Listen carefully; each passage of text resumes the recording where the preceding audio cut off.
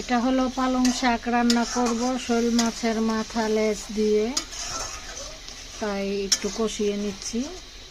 হলুদ গুঁড়া, মরিচ গুঁড়া, ধনিয়া গুঁড়া, আদা রসুন পেস্ট আর পেঁয়াজ পাতা।